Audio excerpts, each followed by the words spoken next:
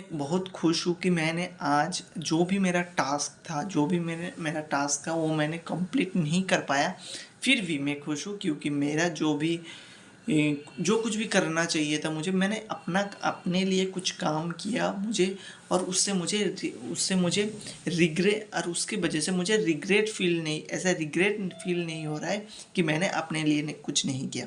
जैसे कि मैंने अपने लिए क्या किया क्या मैंने इंग्लिश का एक प्रेसी एक एक एक ट्रांसलेशन होता है, जो इंग्लिश ट्रांसलेशन प्रेसी राइटिंग या फिर पीएससी क्लर्कशिप बोलो या फिर जो कुछ भी एग्ज़ाम बोलो, उसमें मेन एग्ज़ाम में एक ट्रांसलेशन दिया जाता है। उस ट्रांसलेशन के मैंने मैंने उस ट्रांसलेशन किया। मैंने मतलब कि ट्रांसलेशन में पढ़ रहा था यूट्यूब में, पढ़ते पढ़ते मैंने देखा कि यस, ये जो ट्रांसलेशन है ये अगर मैं पहले करता तो किस तरीके से करता। उसी तरीके से मैंने एक यूट्यूब एक व्हाट्सएप ग्रुप बनाया मैं और मेरी मॉम के साथ, और वहाँ पे मैंने ग्रुप का नाम दिया descriptive English. And when I do मैंने डिस्क्रिप्टिव इंग्लिश बनाने के बाद ग्रुप बनाने के बाद मैंने उस ग्रुप में जो भी मैंने उस क्वेश्चन से जो मेरा आंसर होता है, सपोज उस क्वेश्चन को मैंने एग्ज़ाम में अटेंड कर रहा था, तो उसका ट्रांसलेशन मैंने अपने तरीके से किया और उस ग्रुप में भेज दिया। तो इससे पता चला कि मैंने डिस्क्रिप्टिव इंग्लिश राइटिंग करने का एक सही प्रोसेस ढूंढा कि चलते फिरते मैं ये कर सकता हूँ। क्योंकि मैं ये कब करा मैंने ऑफिस सुबह उठे कितने बजे, 5:30 बजे उठ गए थे। फिर आज हमारा जो फील्ड में काम था कि हमारा धान रोने का काम था, तो ये आज सेकंड दिन का था। और हमें जो पत्ता होते हैं उसे खेत से निकालने के लिए पहले उसमें गर्म पानी डाला जाता है, नहीं तो लोग उसमें काम नहीं कर पाता।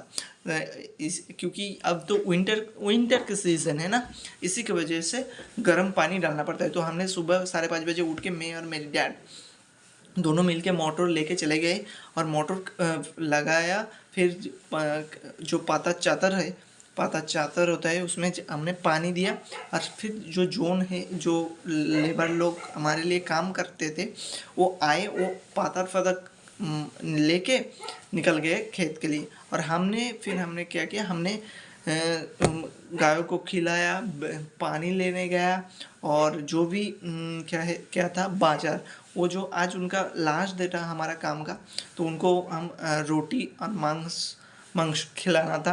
तो हमने वो बाजार करके और पानी लेके मैं घर आ गया। उसके बाद मुझे 8 बजे मैंने डिसाइड किया मैंने 8 बजे तक निकल जाऊंगा घर से, लेकिन वो मुझे घर में आते आते 8 बज गया। तो मैं जल्दी खा के मैं फ्रेश होके फिर ड्रेसअप करके मैंने 8:30 के अंदर घर से निकल गया।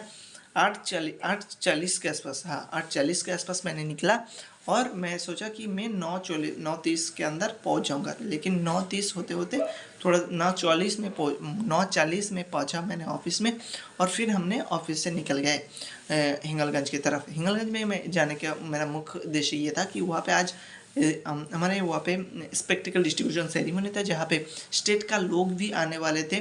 तो उनसे पहले हमको पहुँचना था, क्योंकि वो हम तो ये इसका रिस्पॉन्सिबिलिटी, जो कि हिंगलगंज हमारे डिस्ट्रिक्ट में पड़ता है, तो उस डिस्ट्रिक्ट का एक रिस्पॉन्सिबिलिटी बनता है हमें।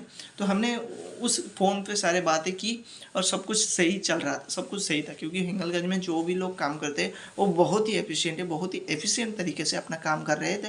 इस वजह से हमें ज़्यादा टेंशन लेने की ज़रूरत नहीं पड़ी, क्योंकि उन्होंने बहुत ही कोऑपरेटिव वे में हमारे साथ बात की। हमने जो बोला उन्होंने सुना, फिर उन्होंने अपना रिप्लाई भी किया मुझे। ये मुझे बहुत खुशी हुई इससे, और उन्होंने बहुत ही अच्छे से हमसे पेश आया। हम तो इम्प्रेस्ड हो गए। मैंने ऐसे उनके साथ काम किया। तो ओवरऑल आज का दिन पूरा बिंदास था कि मैंने वहाँ पे गया, थोड़ा बहुत लोगों के साथ इंटरेक्ट हुआ, उनके साथ बातचीत हुई। तो उसके बाद स्टेट से लोग आए, उनके साथ मैंने अपना लोकेशन शेयर किया, उनको लेने के लिए गए। फिर वो आए, उनके साथ उनको बैठाया, यहाँ पे बैठे वो लोग। फिर जो भी सेरेमनी था वो शुरू हुआ। फिर हमने फ़ोटो खींचे, वीडियो बनाया और हमने सही तरीके से पूरा कैंप को कंप्लीट किया। फिर हमारा सर ने 2 बजे के अंदर वो कैंप ख़त्म हो गया था। हाँ, हमारे बॉस जो थे वो एक वीसी अटेंड करने के लिए वहाँ से जल्दी निकल गए, तो हम भी उनके साथ ज़्यादा बात नहीं कर पाए, स्टेट के लोगों के साथ ज़्यादा बात नहीं कर पाए। वो तो इस वजह से हमने फिर उनके साथ उनको बाय बोल के हमने निकल गए बॉस के साथ, और हमने लंच करने बैठे। तो लंच हम जब करने बैठे तो स्टेट के लोग भी वहाँ पे आए थे, क्योंकि उनको भी जाना था कार्ड पे, उनको भी जर्नी करना था। तो हमने हमारा लंच होने के बाद वो खाने बैठे और हमने उनको गुड बाय कह के हम निकल पड़े ऑफिस के लिए। ऑफिस में पहुँचते पहुँचते हमारा बज गया था 4:30 बज गया था, नियर अबाउट 3 पौने 4 बज गया था। तो वहाँ पे उसके बाद हमने ऑफिस में आके थोड़ा सा हाँ, एक कैंप क्रिएट किया। उसके लिए जो भी आज कैंप क्रिएट करना था वो कैंप क्रिएट किया मैंने। उसका डाटा भी ऐड किया, कितना इस पर टोटल 114 स्पेक्टिकल डिस्ट्रीब्यूशन हुआ, उसका भी रिकॉर्ड मैंने पोर्टल में डाल दिया। फिर ये सारी चीज़ होने के बाद हमने अपना जो लेक्चर है, अपना एक इंग्लिश लेक्चर में पढ़ रहा था कि पीएससी क्लर्कशिप में कैसे प्रेसी राइटिंग करना चाहिए, उसका जो भी प्रोसेस है वो हम सीख रहे थे। तो उसका नोट भी बना रहे थे और उससे हमने थोड़ा सा 2-3 पेज का नोट बनाया और उसे ही हमने फिर इंग्लिश स्पीकिंग के जर्नी में समझने की कोशिश की।